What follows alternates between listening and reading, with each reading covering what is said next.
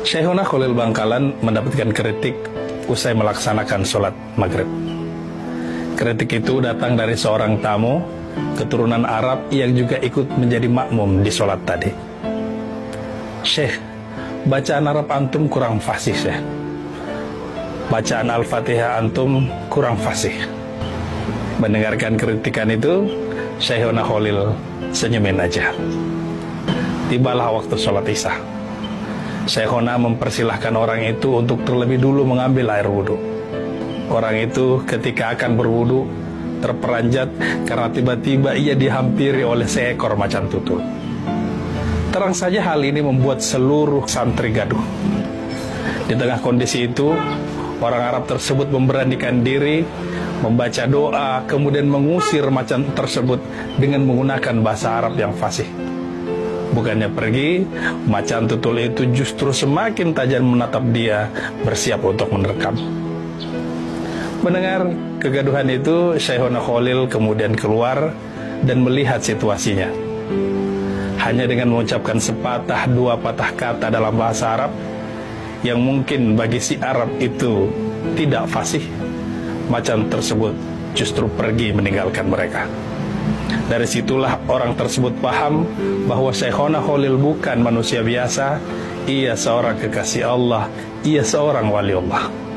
Dan dari situ juga ia mengerti bahwa ukuran kedalaman pengetahuan seseorang bukan pada kefasihannya dalam menyampaikan, tetapi dilihat dari seberapa ia mengamalkannya.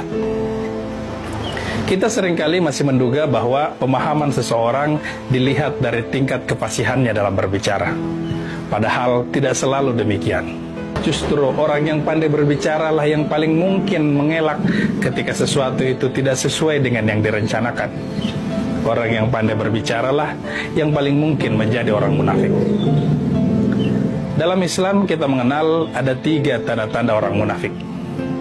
Pertama, idza haddatsa kadzaba. Jika ia berbicara, ia berbohong. Ukuran bohong paling mudah dilihat ialah pada apa yang disampaikan. Apakah pernyataannya itu sejalan dengan kenyataan atau dengan pernyataannya yang lain? Kalau ia sejalan, maka ia kemungkinan jujur. Tetapi jika tidak sejalan, apalagi bahkan bertentangan, sebaliknya dari yang disampaikan sebelumnya, satunya adalah berbohong. Apalagi saat ini, kebohongan sangat mudah ditelusuri dengan adanya jejak digital. Yang kedua, wa idza wa'ada akhlafa. Apabila ia berjanji, ia ingkar. Tapi bukankah orang ini sudah banyak melakukan hal-hal besar lainnya? Sederhananya seperti ini. Janji ibarat utang. Ketika seseorang berhutang saat tidak memiliki uang, lalu beberapa saat kemudian ia memiliki uang yang mampu digunakan untuk membayar utang, tetapi bukannya digunakan untuk membayar hutang, ia gunakan untuk sedekah, menyantuni ayat yatim, lalu membangun rumah ibadah. Pertanyaannya, apakah semua kebaikan ini menggugurkan kewajibannya untuk membayar utang?